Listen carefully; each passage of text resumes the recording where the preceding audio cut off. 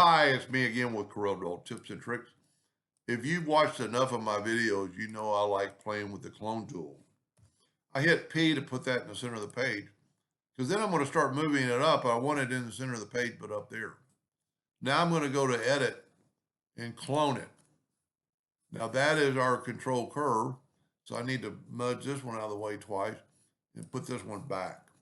Now I'm going to Control D and duplicate it, alternate C, which makes it rotate from the center. And I'm going to rotate it 20 degrees. Control D all the way around. Now what's cool about this, you can take our clone now, take our shape tool, and you can round off these corners. You can have it square. You could go up to object and convert it to a curve.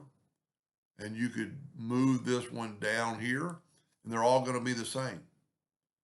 Then you could add a node and move it down here and kind of get that shape, take that node away. But what's cool about it, you could also do the interactive fill tool. So we're going to swipe across and we're going to put yellow at the top and red at the bottom. And all of them look, and see this way, I call it real time.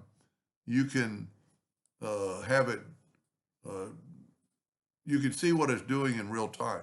Now those are offset, so we can go up here to align nodes horizontally, put those two nodes flat. There's a lot you can do with this.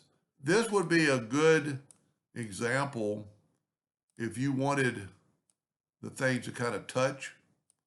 See how it's, you can go too far too. I had both nodes selected, but you could make it real skinny. You could bring this one down and get the same look on all of, and you get to see it at real time.